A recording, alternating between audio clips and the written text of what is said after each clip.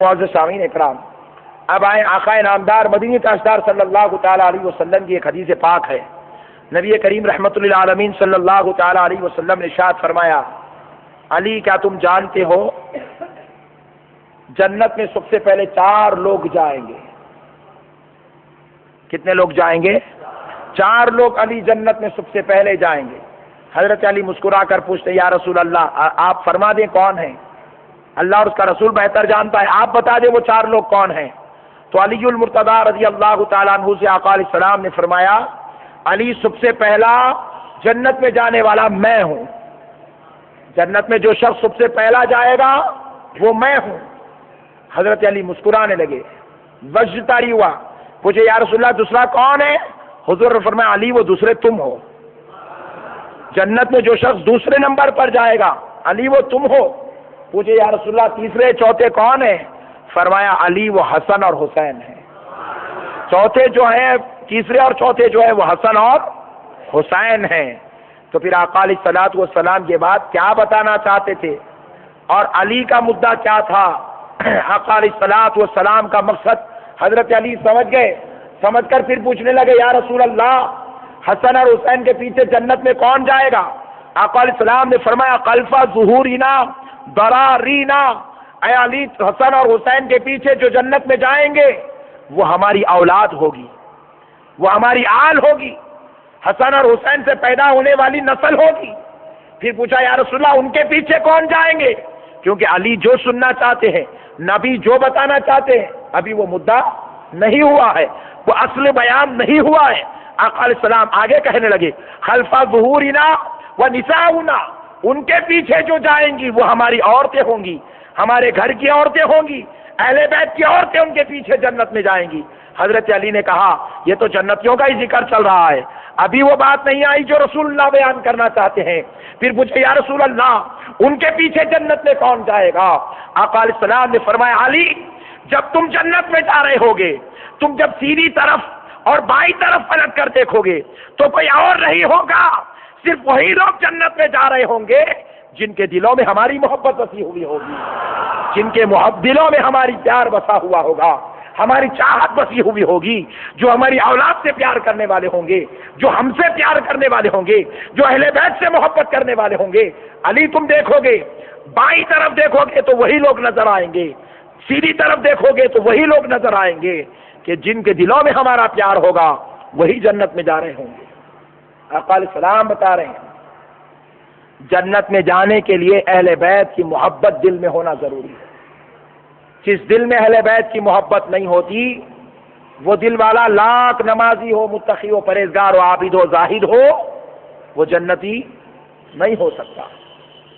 جنت کا فیصلہ عقیدے کی بنیاد پر ہوگا، ایمان کی بنیاد پر ہوگا۔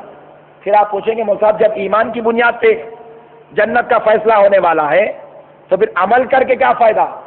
تو یاد رکھیں عمل کی وجہ سے ایمان کو بھی مضبوطی ملتی ہے اور جنت میں درجات کو بھی بلندیاں ملتی ہے۔ جس کا عمل جتنا مضبوط ہوتا ہے اس کو جنت میں اتنا بڑا مقام ملتا ہے، اور جس کا ایمان جتنا مضبوط ہوتا ہے اس کو جنت میں اتنا جلدی داخلہ نصیب ہو جاتا ہے۔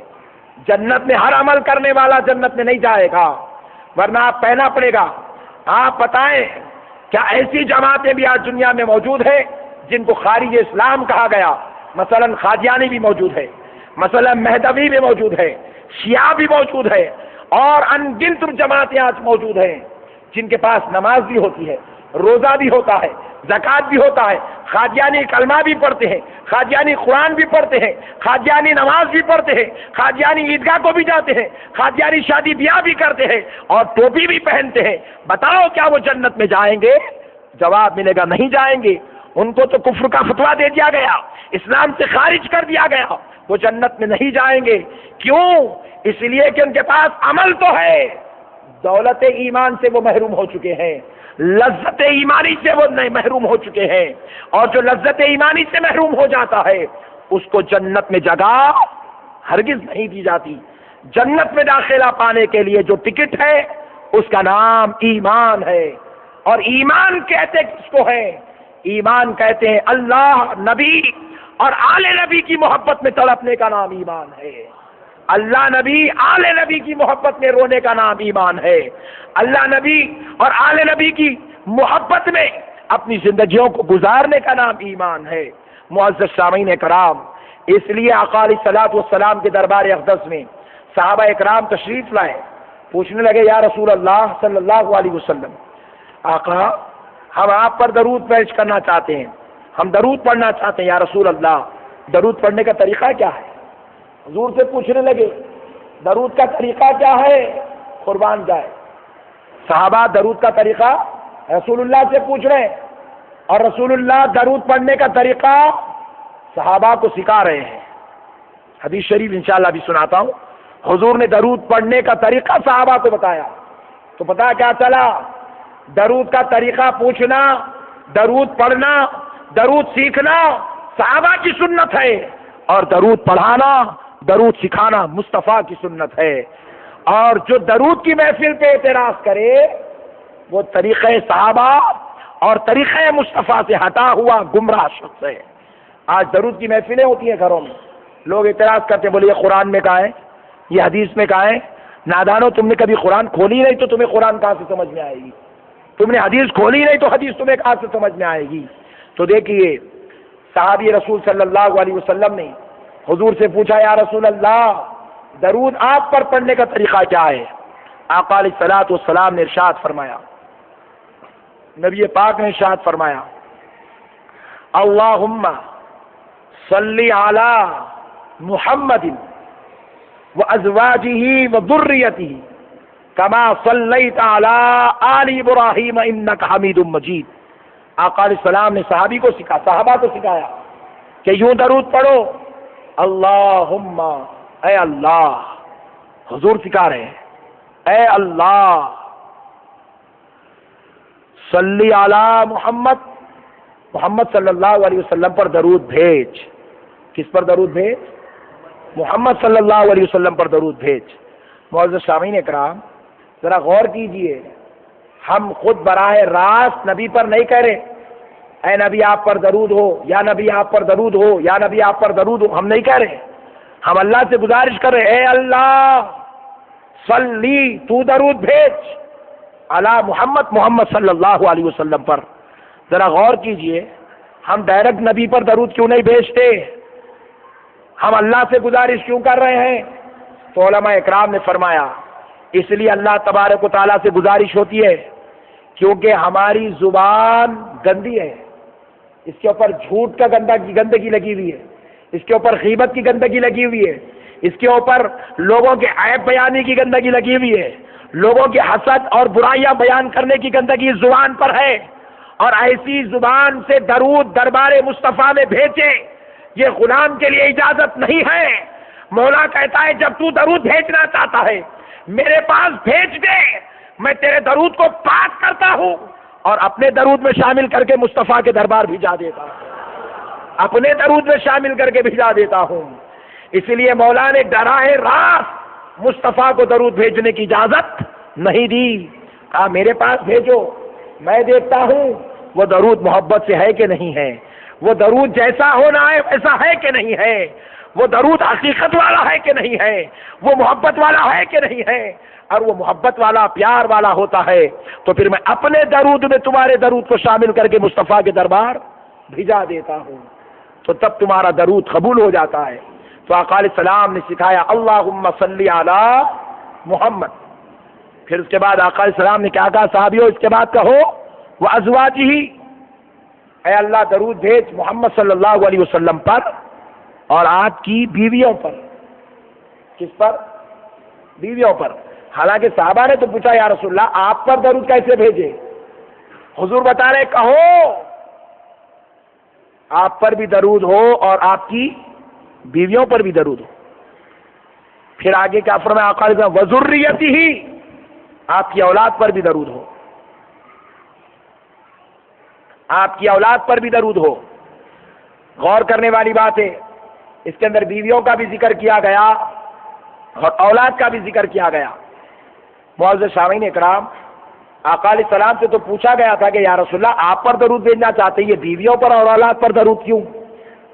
تو نبی پاک رحمۃ اللہ علیہ صلی اللہ علیہ وسلم یہ جانتے تھے چند ایسے لوگ دنیا میں پیدا ہوں گے جو مجھ پر تو درود بھیجیں گے اور مجھ سے محبت کا دعویٰ کریں گے، دعوی محبت کی تکمیل کے لیے درود مجھ پر بھیجیں گے، لیکن وہ بدبخت مجھ سے تو محبت کریں گے لیکن صحابہ کی بیٹیاں ہونے کی وجہ سے میری بیویوں سے نفرت کریں گے۔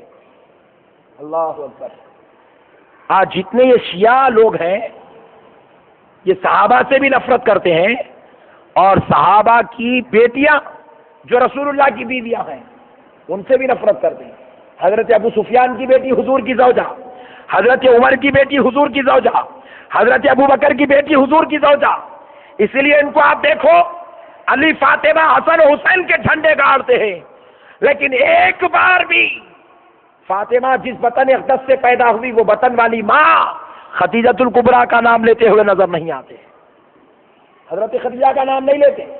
حضور جانتے تھے یہ تیری اولاد سے محبت کریں گے اور میری بیٹی میری بیویوں سے نفرت کریں گے، اس لیے کہا سنو، جیسی محبت مجھ سے کرتے ہو ویسی محبت میری بیویوں سے بھی کرنا ہوگا، تب جا کے تمہارا درود قبول ہوگا۔ اگر تم میری بیویوں سے محبت نہیں کرو گے، صرف مجھ سے محبت کے دعوے کرتے پھرو گے تو تمہارا ایمان مکمل نہیں ہو سکتا، نہ تمہارا درود مکمل ہو سکتا، نہ تمہارا ایمان مکمل ہو سکتا۔ محبت صرف مجھ سے نہیں میری بیویوں سے بھی ضروری ہے۔ پھر آگے آقا علیہ السلام نے کیا فرمایا کہ وَذَرَارِن وَذُرِّيَّتِهِ، اور میری اولاد پر بھی درود ہو۔ یہ بات کیوں بتائی؟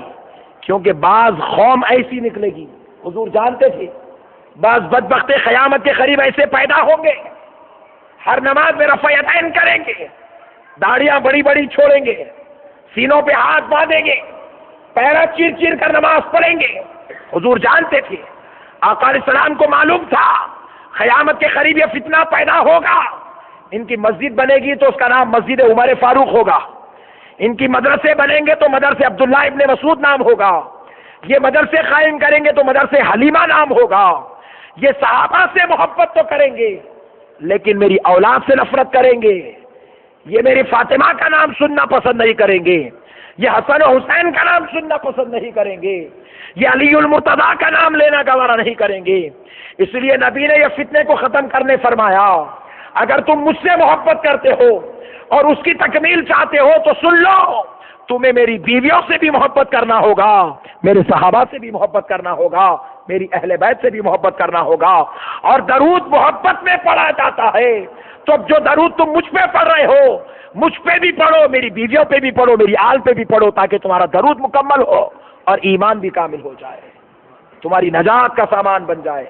جب تک تم یہ نہیں کر سکتے، نبی سے محبت کرنا آسان ہے کیونکہ نبی کا کلمہ پڑھ رہے ہیں، لیکن نبی کی آل اور نبی کے اہل سے محبت کرنا بڑی کمال کی بات ہے۔ حسین سے محبت کرنا کمال کی بات ہے، حضرت عائشہ سے محبت کرنا کمال کی بات ہے، حسن سے محبت کرنا کمال کی بات ہے، ازواج مطہرات سے محبت کرنا کمال کی بات ہے۔ تب جا کر ایمان مکمل ہوتا ہے اور محبت مقبول ہوتی ہے۔ جب محبت مقبول ہوتی ہے تو ایمان کی چاشنی اور لذتیں اور پھر دربار رسالت سے سرفرازیاں اور نوازشات کا سلسلہ شروع ہوتا ہے۔ معزز سامعین اکرام، قربان جائیں، آقا علیہ السلام نے یہ دستور ہمیں بتایا۔ پھر ایک حدیث پاک ہے، نماز ہو رہی ہے، آقا علیہ السلام نے ارشاد فرمایا من صلی صلاۃ لم یصلی فیہا، آقا علیہ السلام نے فرمایا جس نماز پڑھنے والے نے نماز تو پڑھی، جس نماز پڑھنے والے نے من صلی صلاۃ لم یصلی فیہا علی وعلی اہل بیتی، آقا علیہ السلام نے فرمایا اس نماز پڑھنے والے نے نماز میں مجھ پر اور میری آل پر اگر درود نہیں پڑھا لم تقبل منہ، اس کی نماز قبول نہیں ہوگی۔ نماز قبول، نماز کی قبولیت کے لیے درود شرط ہے، اور پھر درود صرف نبی پر ہو تو نہیں چلے گا، درود نبی پر بھی ہو اور آل نبی پر بھی درود ہو۔ اب آپ ذرا دیکھیں بعض کیسے لوگ ہیں جو امام حسین کا نام سننا بھی گا. ایک صاحب کے یہاں لڑکی پیدا ہوئی, دادا نے نام رکھ دیا فاطمہ بیگم. بیٹا سعودی عرب سے فون کر کے بولا سارے نام رکھ لو آپ. فاطمہ نے رکھنا, بولے نعوذ باللہ من ذالک. سعودی عرب کی ریاض سے فون آ رہا ہے, نجد سے فون آ رہا ہے, جو نام رکھنا ہو رکھ لو, فاطمہ نام نہیں رکھنا, بولے نعوذ باللہ من ذالک. اور جبکہ آقا نامدار مدنی تاجدار علیہ السلام ارشاد فرماتے ہیں کہ جو میرا نام رکھ لے اور میری اولاد کا نام رکھ لے اس پر دوزخ حرام ہو جاتی ہے. اب جس کو جنت میں جانا ہے وہ رکھے گا, اب جس کو جنت میں جانا ہی نہیں انہیں کہیں کو رکھے گا. بھائی معزز سامعین اکرام, آقا علیہ السلام نے فرمایا جس نماز پڑھنے والے نے نماز تو پڑھی لیکن مجھ پر اور میری اہل بیت پر درود نہیں پڑھا, اس کی نماز قبول نہیں ہوتی. نماز تراویح ہو رہی ہے, مثال کے طور پر 2 دن میں ایک قرآن پڑھنے والی رکعت تراویح ہو رہی ہے, مسجد اعظم میں بڑی ذیشان تعداد جمع ہو گئی, ہزاروں سینکڑوں کی تعداد میں لوگ مسجد میں آ گئے. قیام ہوا, خطیب صاحب, امام صاحب نے, حافظ صاحب نے قرآن پڑھنا شروع کیا. 15 پارے رکعت میں پڑھ ڈالے, 2 رکعت میں. قاعدے میں بیٹھ گئے. قاعدے میں بیٹھنے کے بعد التحیات شریف پڑھے, اشہد ان لا الہ الا اللہ وحدہ لا شریک لہ واشہد ان محمدا عبدہ ورسولہ, السلام علیکم ورحمۃ اللہ, السلام علیکم ورحمۃ اللہ. مؤذن صاحب نے ہاتھ پکڑ کر کہا مولانا کدھر, آپ نے تو صرف التحیات پڑھی, آپ نے درود ابراہیم نہیں پڑھا. تو بولے درود ابراہیم کی ضرورت نہیں ہے. تو کہا نادان بدبخت اٹھ جا مصلی سے, تیری نماز قبول نہیں ہوئی ہے. پیچھے سے لوگ کہنے لگے رہے بھائی 15 پارے پڑھ لیے. بولے نادان مصطفیٰ کہہ رہے نماز پڑھنے والے نے نماز تو پڑھا لیکن مجھ پر اور میری آل پر درود نہیں پڑھا, نماز قبول نہیں ہوتی, نماز ہوئی نہیں. نماز خارج کر دی جاتی ہے, منہ پر پھینک دی جاتی ہے. نماز کی مقبولیت کے لیے خیرت شرط نہیں ہے, نماز کی مقبولیت کے لیے 15 پارے شرط نہیں ہے. نماز کی مقبولیت کے لیے رکوع میں 100 مرتبہ سبحان ربی العظیم کہنا شرط نہیں ہے. نماز کی مقبولیت کے لیے سبحان ربی الاعلیٰ 50 بار کہنا شرط نہیں ہے. ایک بار بھی کہہ لو تو چلے گا. کوئی ایک بار سبحان ربی العظیم کہہ دے تو چلے گا, ایک بار سبحان ربی الاعلیٰ کہہ دو تو چلے گا. صرف 3 انا اعطینا والی چھوٹی آیتیں پڑھ لو تو نماز ہو جائے گی. لیکن شرط کیا ہے, جب قاعدے میں بیٹھو تو نبی اور آل نبی پر درود بھیجنا شرط قرار دیا گیا. جب تک نبی اور آل نبی پر درود نہیں ہوگا نماز قبول نہیں ہوگی. اب بتائیں عبادت کس کی ہے؟ خدا کی ہے. ذرا بولیں بھائی کس کی عبادت ہے؟ اللہ کی عبادت ہے. کس کی؟ ذرا بولیں اللہ کی عبادت ہے. عبادت خدا کی ہے. شرط ذکر نبی اور آل نبی کا ہے. نبی اور آل نبی کا ذکر شرط ہے. اللہ کہہ رہا ہے سجدہ مجھے کر, رکوع مجھے کر, قومہ مجھے کر, قیام مجھے کر, تکبیر کہہ کے مجھ کو پکار. لیکن یہ سب اس وقت قبول ہوتے ہیں جب تو نبی اور آل نبی والا ہو جاتا ہے. اگر تو نبی اور آل نبی سے رشتہ کنیکشن صحیح نہیں جوڑتا, نہ تیری کوئی نماز قبول, نہ تیرا روزہ قبول, نہ تیرا سجدہ قبول, نہ رکوع قبول, نہ قاعدہ قبول. ساری نماز منہ پہ مار دی جاتی ہے. اندازہ کریں معزز سامعین اکرام, اللہ کا بنایا ہوا قانون ہے, رسول اللہ صلی اللہ تعالی علیہ وسلم کا دیا ہوا اصول ہے کہ اگر تم اپنی نماز کو قبول کرنا چاہتے ہو تو نبی اور آل نبی کی ذکر کو شرط بنا لو اپنے لیے. پھر اس کے بعد دیکھا جائے گا کہ بھیجنے والا درود تو بھیج رہا ہے, نہیں درود تو سب کو ہی بھیج رہے ہیں, لیکن مولا دیکھے گا اے بھیجنے والے تو نے نماز میں بیٹھ کر درود تو مجھ پہ بھیج دیے, درود تو میرے نبی کے لیے بھیج دیا, میرے دربار درود آ گیا.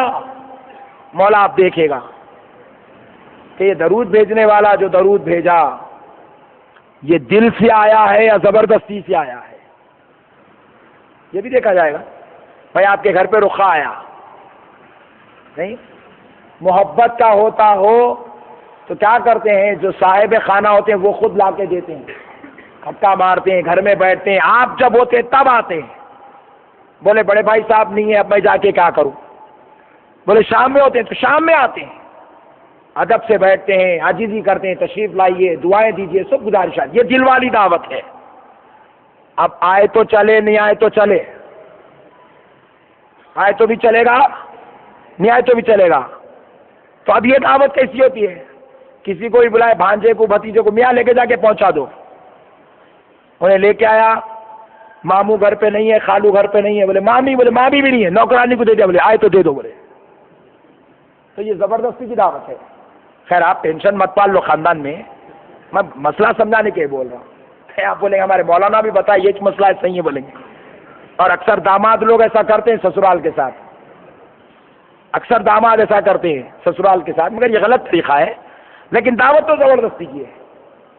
جو دل کی دعوت ہوتی ہے وہ دل سے دی جاتی ہے تو اس کا شان ہی نرالی ہوتی ہے، تو اللہ دیکھے گا، کیونکہ ہر نمازی نماز میں بیٹھا ہے تو براہ راست نبی کو درود نہیں بھیجتا، کیا کہتا ہے؟ اللہم صلی علی سیدنا محمد وعلی آل سیدنا محمد کما صلیت علی سیدنا ابراہیم وعلی آل سیدنا ابراہیم انک حمید مجید۔ ہر درود بھیجنے والا اللہ سے کہتا ہے اللہم، اے اللہ میرا درود مصطفیٰ تک پہنچا دے، تو مولا کہتا ہے تو نے دل سے نہیں بھیجا، تیرے منہ پر پھینک دی جاتی ہے۔ اسی لیے بازو والے نماز پڑھتے ہیں، چہروں پہ نور کیوں نہیں آتا؟ کیونکہ نماز قبول نہیں ہوتی ہے۔ ارے ہم صرف عشاء پڑھ کے بیٹھے ہیں، چہروں کی نورانیت کا عالم تو دیکھو، کیونکہ ہم دل سے درود بھیجے ہیں تو نماز قبول ہو چکی ہے۔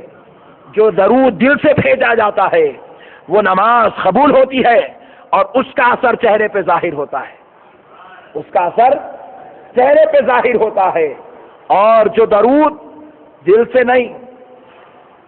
اور ایک بات دیکھیں، میں ایک مسئلہ پوچھ رہا ہوں، عبادت خدا کی ہے، بعض لوگ کہتے ہیں نعوذ باللہ، لکھیں اپنی کتابوں میں نماز میں نبی کا خیال لانے سے بہتر ہے کسی غیر کا خیال لا لے، نعوذ باللہ، لا حول ولا قوت الا باللہ۔ ارے بدبختو، تم نے نبی کی بات کہاں کی؟ اللہ کہہ رہا ہے بندو یہ نماز پڑھو، یہ طریقہ ہے، اللہم صلی علی سیدنا محمد۔ جب لفظ محمد زبان پہ آ گیا تو انسان دنیا کے کسی بھی خطے کی فکر میں مبتلا تھا ہوگا، سرکار کا نام آتا ہے تو گنبد خضرا شریف کا تصور آ جاتا ہے، آقا کی اس بارگاہ کا تصور آ جاتا ہے، اور پھر جیسے ہی آگے بڑھ کے کہتا ہے والا آل محمد، تو اس کی آنکھ اور اس کے خیال، اس کے وجدان میں مولا علی، فاطمہ، حسن اور حسین آ جاتے ہیں۔ مولا کہتا ہے تو نے حسین کو یاد کر لیا، تیری نماز قبول ہو گئی ہے، تو نے حسین کو یاد کر لیا، تیری نماز قبول ہو گئی۔ معزز سامعین اکرام، ان کے ذکر اور ان کی یاد، ان کے خیال کو زندہ کرنے کا نام نماز ہے۔ اسی لیے کیا خوب فرمایا کسی شاعر نے، تیری یاد میں رو لینا یہ نماز ہماری ہے، تیری یاد میں رو لینا یہ نماز ہماری ہے، نالین کا ایک بوسہ 100 سجدوں پہ بھاری ہے، تیری نالین کا ایک بوسہ 100 سجدوں پہ بھاری ہے۔ کون سے سجدے؟ وہ جو بازو والوں کے ہیں، وہ 100 سجدوں پہ ہماری ایک یاد کا، تصور کا بوسہ بھاری ہے۔ اللہ نے محبت میں وہ چاشنی رکھی ہے۔ معزز سامعین اکرام، قربان جائے اللہ کی رحمت کہ اللہ نے دستور بنایا بندوں کے لیے۔ ارے نبی کے تصور کی بات غلط کہنے والوں بدبختوں، یا تو نبی اور آل نبی کا تصور نماز میں ہو رہا ہے، اور آل نبی صرف حسن اور حسین کو نہیں کہتے، یوسف شریف بابا کو بھی آل نبی کہتے ہیں، غریب نواز کو بھی آل نبی کہتے ہیں، حضرت بندہ نواز کو بھی آل نبی کہتے ہیں، غوث اعظم کو آل نبی کہتے ہیں۔ ارے غوث اعظم کے جھنڈے اور زیارت اجمیر پر اعتراض کرنے والے، تیرا رب تجھے دربار میں بلا کر قیدے میں بٹھا کر کہہ رہا ہے جب تک تو غوث و خواجہ پہ درود نہیں بھیجتا اس وقت تک تیری نماز قبول نہیں ہوتی، تیرا سجدہ قبول نہیں ہوتا۔ آل نبی سے مراد صرف حسن حسین نہیں، آل نبی سے مراد آج مسجد میں عشاء میں جتنے سید زادے بیٹھے تھے وہ والا آل محمد میں وہ سید زادے بھی شامل ہو جاتے ہیں، ان کا بھی تذکرہ نماز میں ہوتا ہے۔ نماز اس چیز کا نام ہے۔ نماز صرف خدا تک پہنچانے والی بات نہیں، نماز تو سیدوں سے رشتہ جوڑنے والی عبادت کا نام ہے، نماز تو اہل بیت سے رشتہ جوڑنے والی عبادت کا نام ہے، نماز مصطفیٰ کے قریب لے جانے والی عبادت کا نام ہے۔ نماز یہ سارے منازل طے کرا کر جب یہ ساری بارگاہوں میں مقبول ہوتی ہے تب جا کے خدا کہتا ہے میں نے تیرے سجدوں کو قبول فرما لیا ہے۔ عبادت خدا کی ہے، ذکر حسین کا ہے، سجدہ خدا کو ہے، ذکر حسن کا ہے، رکوع خدا کو ہے، تصور فاطمہ کا ہے، قیام خدا کو ہے، یاد علی کی ہو رہی ہے۔ اس لیے مولا کہہ رہا ہے یہ نماز قبول ہو گئی ہے۔ اب بعض لوگ مسجدوں میں نظام بنا ہوا ہے، قبلے کی دیوار پر اللہ، محمد، علی، فاطمہ، حسن اور حسین لگاتے ہیں، لکھتے ہیں، اور بعض بدبختوں کو اعتراض ہوتا ہے، بولے یہ شرک ہے، یہ بدعت ہے۔ ارے جاہل، تو نے پڑھا کون سی یونیورسٹی میں؟ تو نے کس مدرسے میں پڑھا؟ کون سی عالم کے پاس پڑھا؟ کون سی بارگاہوں کے زانوے ادب تو نے طے کیے؟ تجھے معلوم ہی کیا ہے مسئلے؟ ہمارے پاس ایک انجینئر صاحب ہیں، گولکنڈہ قلعے کی بات کہہ رہا ہوں، انجینئر صاحب ہیں، میں نے 10 مرتبہ ان کو کان پکڑ کے سمجھایا تم بیان نہیں کرنا، ایسی باتیں کرتے ہیں نہ وہ منہ کی ہوتی ہے نہ ٹانگ کی ہوتی ہے، چیخنا سیکھ گئے، بڑی بڑی باتیں کرنا سیکھ گئے، اور بعض جاہل اور بے وقوف لوگ ان کو بلاتے بھی ہیں، بیان بھی سناتے ہیں سنیوں میں سے، لیکن کون کب پیدا ہوئے، کون کہاں ہے، کون کیسے، کچھ بھی نہیں معلوم۔ بولے ایک مرتبہ حضور غوث اعظم کی ملاقات سرکار سے ہوئی تھی، نعوذ باللہ، چیخ کے بولتے کہ سارے بعض جاہل لوگ سبحان اللہ چیخ مارنے لگے۔ ارے بھائی تو انجینئر ہے، غوث اعظم کب پیدا ہوئے، حضور کب، تجھے کیا معلوم میرے بڑے بھائی؟ کس کا کنیکشن کس سے جوڑ رہا ہے، کہاں کی بات کر رہا ہے؟ بولے جھنڈا چڑھاؤ یہ سرکار کی سنت ہے، بول دیا۔ ارے نعوذ باللہ، ارے جھنڈے سے سرکار کیا تعلق میرے بھائی؟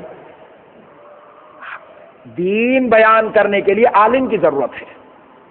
کس کی بیان کی؟ بولے بھائی، ذرا بولو بھائی، عالم کی ضرورت ہے۔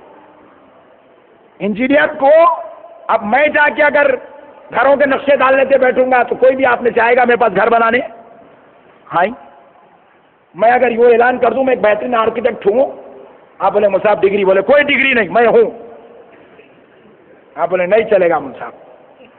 میں اگر بولوں میں ڈاکٹر ہوں، آپ بولیں گے مصعب ہم نے تو آپ کو ہمیشہ مدرسے میں دیکھا، ہم تو آپ کو تقریرا کرتے ہوئے دیکھے، جمعہ آپ کو مسجد میں دیکھے، آپ یونیورسٹی گئے کب ڈاکٹر؟ بولے نہیں، بغیر اس کے ڈاکٹر بن گیا، میں آپ کا علاج کروں گا۔ آپ بولیں گے مصعب مجھے ابھی مرنا نہیں ہے۔ جی پتا کیا چلا؟ ڈاکٹر کو ڈاکٹر کا کام کرنے دو، انجینئر کو انجینئر کا کام، اور عالموں کو اپنا کام کرنے دو۔ پوچھتے ہی اللہ محمد لکھنا کہاں ہے؟ ارے نادان تیری نماز میں موجود ہے۔ اللہ کہہ رہا ہے یوں کہہ دو اللہم صلی علی سیدنا محمد وعلی آل محمد۔ یہ آل محمد کیا ہے؟ محمد، علی، فاطمہ، حسن اور حسین کا نام آل محمد ہے۔ محمد سے جو آ جائیں وہ آل محمد ہے، علی، فاطمہ، حسن، حسین ہے۔ اس لیے میناروں پر لکھا جاتا ہے تاکہ نمازی کو یاد آ جائے تو جس کا ذکر کر رہا ہے وہ تیرے سامنے ٹھہرے ہوئے، اسی کا نام عبادت ہے میرے بھائی، اسی کا نام عبادت ہے۔ غور کریں۔ اب دیکھیں، میں ایک بات بیان کرتا ہوں، آقا نامدار مدنی تاجدار صلی اللہ علیہ وسلم، چلیے ایک یہودی نے چیلنج کیا، عیسائی نے، ایک عیسائیوں کے عالم نے چیلنج کیا، بولے یا رسول اللہ، اس نے تو نعوذ باللہ غلط جملے کہے تھے، میں ادب سے کہہ رہا ہوں، اگر آپ حق پر ہیں آپ اپنی اولاد لے آئے، میں حق پر ہوں میں اپنی اولاد لے آتا ہوں، دونوں مل کر ایک میدان میں جمع ہوں گے اور دعا کریں گے۔ آیت مباہلہ بھی اتری اس وقت، یہ مباہلہ والی بات ہے، دونوں مل کر دعا کریں گے، جو حق پر ہو وہ بچ جائے، جو نہ حق ہو وہ برباد ہو جائے۔ آقا علیہ السلام نے چیلنج قبول کیا، آقا علیہ الصلوۃ والسلام گھر گئے. گھر جا کر آقا نامدار مدنی تاجدار علیہ السلام نے آواز دی، دعا علی، علی کو آواز. حضرت علی تشریف لائے. آقا علیہ السلام نے فرمایا پیچھے کھڑے ہو جاؤ. فرمایا این فاطمہ، حضرت فاطمہ تشریف لائی. آقا علیہ السلام نے فرمایا میرے اور علی کے بیچ میں کھڑے ہو جاؤ. سرکار فاطمہ کھڑے ہو گئے. فرمایا حسنن و حسینن، آقا علیہ السلام نے حسن اور حسین کو بلایا، وہ بھی تشریف لائے. حضور نے ان کو حضرت علی کے پیچھے کھڑا کر دیا. اور آقا علیہ السلام اس کے بعد ایک چادر لی اور اس چادر کے نیچے پانچوں کو جمع کر لیے. خود بھی آ گئے، علی، فاطمہ، حسن اور حسین آ گئے. ہاتھ اٹھا کر کہنے لگے اللہم ہؤلاء اہل بیتی، کہہ دو سبحان اللہ. اے اللہ یہ میری اہل بیت ہے. حضور نے کہا اے اللہ یہ میری اہل بیت ہے. آقا علیہ الصلوۃ والسلام نے جیسے ہی فرمایا یہ میری اہل بیت ہے، حضرت ام سلمہ کھڑی ہوئی تھی، زوجہ رسول اللہ کی. عرض کرنے لگے یا رسول اللہ کیا میں بھی آ جاؤں؟ یا رسول اللہ کیا میں بھی آ جاؤں؟ حضور نے فرمایا نہیں ام سلمہ، آپ وہیں کھڑی رہو، آپ وہیں پر بہتر ہو، آپ وہیں بہتر ہو، وہیں کھڑی رہو. یہ میری اہل بیت ہے. خاندان والے تو تم بھی ہو، عزیز تم بھی ہو، گھر والے تم بھی ہو، لیکن یہ دل والے ہیں، یہ جان والے ہیں، یہ روح والے ہیں، یہ اصل مصطفیٰ ہیں. آقا علیہ السلام نے چادر کے نیچے لیے اور پھر اس کے بعد مباہلہ والے میدان کی طرف نکلے. امام حسین رضی اللہ تعالیٰ عنہ نے جیسے ہی میدان میں پہنچے، امام حسین دیکھے کہ کون ہے وہ بدبخت جس نے میرے نانا کو چیلنج کیا ہے، جس نے میرے نانا اور میری ماں، میرے بابا کو ایسی تپتی ہوئی دھوپ میں ریگستان کی زمین پر بلایا ہے. یہ سوچتے ہوئے پیارے حسین پیچھے تھے. کیا عمر تھی؟ بمشکل 3-4 سال کے تھے، صرف 3-4 سال کی عمر تھی. دوڑتے ہوئے پیچھے سے سامنے آئے. حضور نے ہاتھ پکڑ لیا، حضور نے ہاتھ پکڑ لیا. حضرت حسین سامنے آئے، جو جلال والا چہرہ تھا، جس کے اوپر نور الہی مچل رہا تھا، جلال خدا نظر آ رہا تھا. جیسے ہی وہ پادری نے حسین کو دیکھا چلا اٹھا اشہد ان لا الہ الا اللہ واشہد ان محمد رسول اللہ. حضور نے پوچھا تو نے تو مباہلہ کے لیے بلایا تھا اور تو کلمہ کیوں پڑھ رہا ہے؟ تو حضرت حسین کا چہرہ دیکھنے والا پادری کہنے لگا جس کے گود میں حسین جیسا بچہ ہو وہ ناحق کبھی نہیں ہو سکتا. حسین جس کے پاس ہو وہ حق والے ہیں، جس کے پاس حسن ہو وہ حق والے ہیں. گھر تو میرا بھی ہے لیکن میرے گھر میں کوئی اتنا نور والا نہیں ہے جتنے حسین ہیں. ان کا نور بتا رہا ہے کہ وہ حق والے ہیں، ان کا حسن بتا رہا ہے کہ وہ حق والے ہیں. حسین کا چہرہ دیکھا تو کلمہ پڑھ لیا. معزز سامعین کرام، اب ذرا آپ بتائیں آقا علیہ السلام نے یہ 5 افراد آقا علیہ السلام کے ساتھ حضور کو ملا کر یہ 5 مقدس ذاتیں اللہ کے دربار میں آئی، کہنے لگے اللہم ہؤلاء اہل بیتی. اور حضرت آدم ارشاد فرماتے ہیں جب میں جنت سے نکلا تھا تو میں نے جنت کے دروازے پر دیکھا کہ محمد کے نام کے ساتھ محمد کے 4 گھر والوں کا نام بھی لکھا ہوا تھا. جنت کے دروازے پر علی، فاطمہ، حسن اور حسین کا نام حضور کے نام کے ساتھ ہے. اور مسجد جنت کے محلوں میں سے ایک محل ہوتا ہے، مسجد جنت تک پہنچانے کا ذریعہ ہوتا ہے. اس لیے اگر مسجد کی دیوار پر علی، فاطمہ، حسن اور حسین لکھا جائے، اس کو جو بدعت سمجھے حقیقت میں وہ بدعتی ہے، حقیقت میں وہ بدبخت ہے، وہ بدنصیب ہے جو یا فاطمہ یا حسن یا حسین کو مٹانے کی کوشش کرتا ہے. معزز سامعین کرام، قربان جائیں اہل بیت کے مقام پر اللہ نے ان کے ذکر کو اپنی نماز، اپنی عبادت میں شامل کر لیا. پھر اس کے بعد دیکھیں قرآن شریف کی ایک آیت اللہ رب العزت ارشاد فرماتا ہے انما يريد الله ليذهب عنكم الرجس اہل البیت ویطہرکم تطہیرا۔ اللہ رب العزت ارشاد فرماتا ہے ہم نے ارادہ کر لیا ہے کہ ہم نبی کے گھر والوں کو ہر ناپاکی سے پاک کر دیں، ہر ناپاکی سے پاک کرنے کا ارادہ کر لیا ہے، کوئی ناپاکی ان کے قریب نہ ہے۔ اسی لیے آقا علیہ السلام نے ارشاد فرمایا کوئی بھی شخص حالت جنابت میں مسجد میں قدم نہیں رکھ سکتا، ناپاکی کی حالت میں مسجد میں قدم، بعض روایات میں یہاں تک بیان کیا گیا 40 سال گناہ کرنے کا جو عذاب ہوتا ہے مسجد میں ناپاکی کی حالت میں قدم رکھنے والے پہ وہ عذاب مسلط ہوتا ہے۔ اتنا بڑا گناہ ہے ناپاکی کی حالت میں مسجد میں قدم رکھنا۔ حضور فرمائے کوئی شخص ناپاکی کی حالت میں مسجد میں نہیں آ سکتا، کوئی حائطہ خاتون ناپاک ہو جائے وہ مسجد میں نہیں آ سکتی۔ قربان جائے آقا علیہ السلام فرماتے ہیں یہ حکم میری ساری امت کے لیے ہے، لیکن میرا علی چاہے تو ناپاکی کی حالت میں مسجد میں آ سکتا ہے، میری فاطمہ چاہے تو مسجد میں آ سکتی ہے۔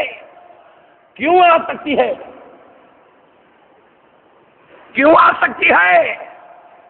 اس لیے آ سکتی ہے کہ ان پہ کبھی ناپاکی ہوتی ہی نہیں تھی، وہ کبھی ناپاک نہیں ہوتے تھے، ناپاکی ان کے قریب آتی نہیں تھی۔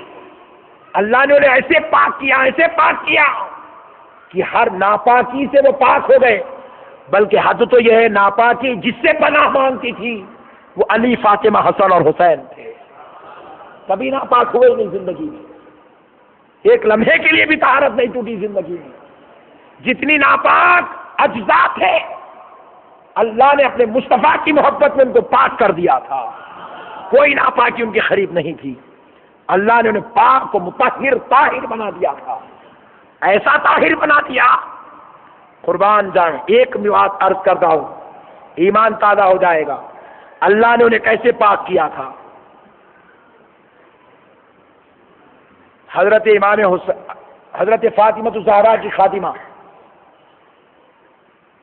حضرت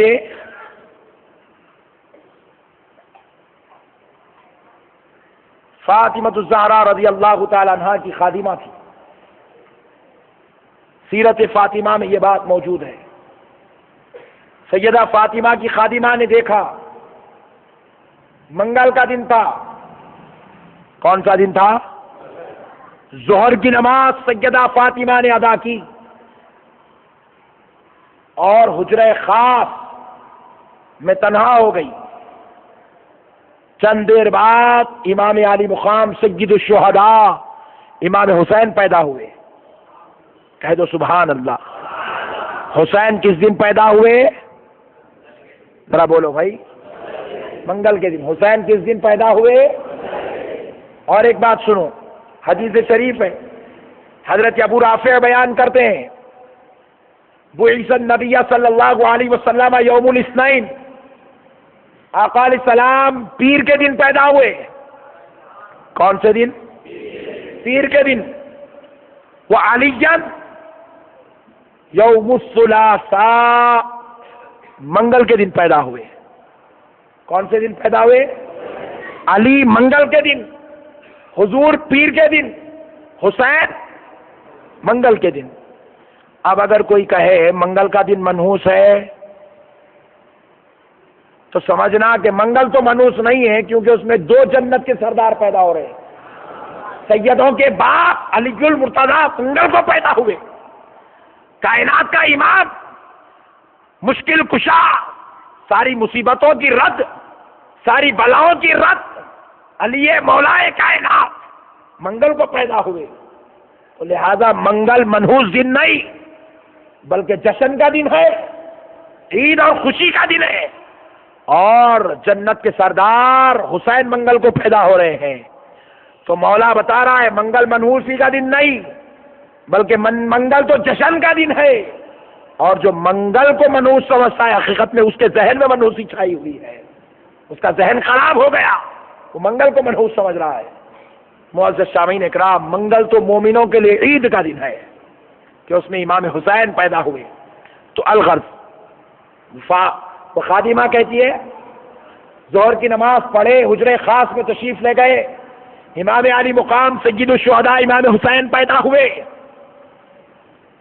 عصر کی اذان ہوئی، میں نے اپنی آنکھوں سے سیدہ فاطمہ کو دیکھا، وہ مصلی بچھائی اور نماز پڑھنے لگی۔ جبکہ کسی کا ماں کے یہاں اولاد پیدا ہو جائے تو ماں 40 دن تک مصلی نہیں چڑھتی، ناپاکی اسے گھیری بھی ہوتی ہے۔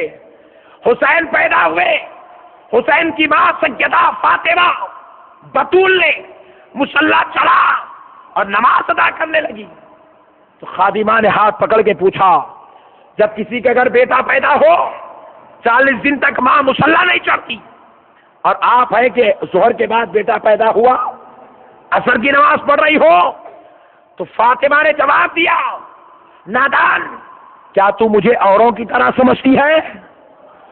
کیا تو مجھے اوروں کی طرح سمجھتی ہے؟ وہ کسی اور کی بیٹی ہوگی جس کے خون میں ناپاکی ہے، میں نور الہی، نور خدا، محمد رسول اللہ کی بیٹی ہوں، اللہ نے مجھے ہر ناپاکی سے دور کر کے پاک فرما دیا ہے، ناپاکی ہمارے قریب نہیں آتی، ہم ہر ناپاک شے سے پاک ہو کر پیدا ہوئے ہیں، اللہ نے ان کو ایسے پاک کر دیا تھا، وہ کبھی ناپاک ہوئے ہی نہیں، اللہ نے ان کو ایسے پاک کر دیا۔ اب اللہ اللہ ہو کر ان کو اتنی عزت اور عظمت دے رہا ہے، ہم غلام ہو کر ان کی فاتحہ نہ کریں گے تو اور کیا کریں گے؟ ہم اگر اللہ کے حقیقی بندے ہیں، اس کے سچے اور چاہنے والے بندے ہیں، تو پھر ہم پر لازم ہے وہ خدا ہو کر ان سے محبت کرتا ہے تو ہم اس کے بندے ہونے کے ناطے ان سے محبت کرنے لگ جائیں۔ یہی ہمارا ایمان ہے، یہی ہماری کائنات ہے، یہی ہماری اصلیت ہے۔ جو حسن اور حسین کا نہیں، خدا کی قسم وہ کائنات میں کسی اور کا نہیں ہو سکتا۔ معزز سامعین کرام، حضرت ابوبکر صدیق رضی اللہ تعالیٰ عنہ ایک بار اپنے حجرے اقدس میں بیٹھے ہوئے، جہاں پر بیٹھ کر آپ فیصلے فرماتے تھے، خلیفہ تھے آپ،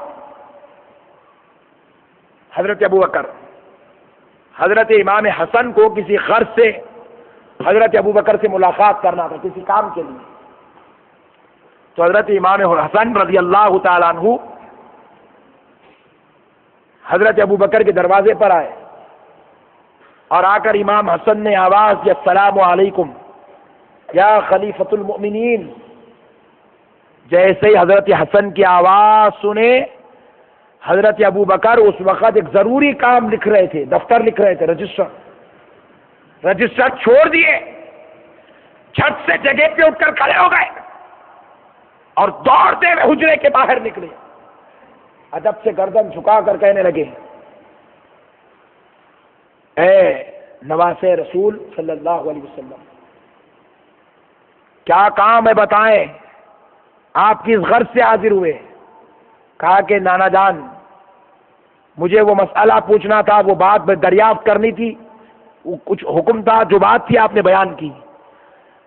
جب بات ہو گئی، خلیفۃ المومنین کو بات سنا دی، جب واپس جا رہے تھے تو حضرت ابوبکر نے کہا، آپ کو اللہ اور اس کے رسول کی قسم، آئندہ کچھ کام ہو تو میرے پاس نہیں آنا، خادم سے کہنا ابوبکر کو بلا لاؤ، خادم سے کہنا ابوبکر کو بلا لاؤ، جب بھی کوئی کام ہو تو مجھے بلا لینا، میں حاضر ہوں گا اور کام بتانا، وہاں ٹھہر کر کام کر دوں گا۔ اللہ اکبر، آپ میرے پاس آنے کی زحمت نہ کرنا، اتنا ادب کرتے تھے صحابہ امام حسن حسین کا۔ آپ آئندہ سے اتنا آنا، مجھے بلا لینا، میں گھر پر آ جاؤں گا۔ کون ہے بادشاہ وقت جس کی صداقت کی گواہی خالق کائنات دیتا ہو؟ ویسے صدیق اکبر کہہ رہے ہیں، آپ نہ آنا، جو کام ہو ابوبکر کو بلا لینا، ابوبکر آ جائے گا، جو کام ہو بتا دینا، وہیں ٹھہر کے پورا کر دے گا۔ ایک بار عمر فاروق رضی اللہ تعالیٰ عنہ ممبر پر کھڑے ہوئے خطبہ دے رہے تھے، امام حسین رضی اللہ تعالیٰ عنہ کی عمر اس وقت تقریباً 14 سال کے قریب تھی. خطبہ دے رہے عمر فاروق رضی اللہ تعالیٰ عنہ، یا لگ بھگ 10 سال کے اوپر عمر تھی. خطبہ دے رہے، دوران خطبہ حضرت امام حسین رضی اللہ تعالیٰ عنہ چلتے ہوئے تشریف لائے، صف میں آئے. عمر فاروق خطبہ چھوڑ دیے، ممبر سے نیچے اترے، حضرت کے امام حسین کے پاس آ گئے، گود میں اٹھا لیے. خطبہ چھوڑ دیے. خطبہ عبادت ہے، نماز سے افضل عبادت جمعے کے دن خطبہ ہے، نماز سے بڑا درجہ خطبے کا ہے. عمر خطبہ چھوڑے، حسین کے پاس آئے. حالانکہ حسین کو اب اٹھانے کی حاجت بھی نہیں ہے، حسین خود چل سکتے ہیں، پھر بھی عمر نے اپنے گود میں اٹھا لیے اور منبر پر لے گئے، گود میں اٹھا کر خطبہ دینے لگے. نماز ختم ہوئی. کسی نے پوچھا ہے عمر رضی اللہ تعالیٰ عنہ، کیا بات ہے آپ نے حسین کو گود میں کیوں اٹھایا، خطبے کے دوران منبر سے کیوں اترے اور پھر ان کو گود میں اٹھا کر خطبہ کیوں دیے؟ تو حضرت عمر فاروق رضی اللہ تعالیٰ عنہ کہنے لگے، میں نے ایک بار مصطفیٰ کو دیکھا تھا، حسین چھوٹے تھے، صف میں آ گئے تھے، پیر لڑکھڑا رہے تھے، مصطفیٰ جان رحمت منبر چھوڑ کے آئے اور حسین کو گود میں اٹھائے. وہ منظر مجھے یاد آ گیا، مصطفیٰ کی ادا کو ادا کرنے کے لیے اور حسین کی غلامی کا ثبوت دینے کے لیے میں نے منبر چھوڑ دیا اور حسین کو اپنے گود میں اٹھا لیا، تاکہ سب کو بتا دوں یہ وہ حسین ہے جس سے نبی بھی محبت کرتے ہیں، نبی کا غلام عمر فاروق بھی محبت کرتا ہے. اور ان کی محبت دلوں میں اتنی غالب ہے کہ ہم منبر پہ ہو تو ہمیں وہ بھی یاد نہیں رہتا، ہم خطبے میں ہو تو وہ بھی یاد نہیں رہتا، ہم عبادت میں ہو تو عبادت بھی یاد نہیں رہتی. ہم اتنی محبت ان سے کرتے ہیں. قربان جائے پیارے دوستو، حضرت سیدنا عثمان غنی رضی اللہ تعالیٰ عنہ. کون عثمان غنی؟ رشتے میں حضرت امام حسن اور امام حسین کے خالو جان ہیں، رشتے میں خالو جان ہیں، خلیفۃ المومنین ہیں، جن کو غنی کا خطاب خالق کائنات نے عطا فرمایا ہے. ویسے عثمان غنی رضی اللہ تعالیٰ عنہ کے دربار میں ایک بار امام حسن اور امام حسین رضی اللہ تعالیٰ عنہ سامنے سے گزر رہے تھے، حضرت عثمان کے گھر کے سامنے سے گزر رہے تھے. امام حسن اور امام حسین دونوں بھائی گزر رہے تھے. تو حضرت عثمان غنی اپنے حجرے کے باہر نکلے، خادم کو آواز دی،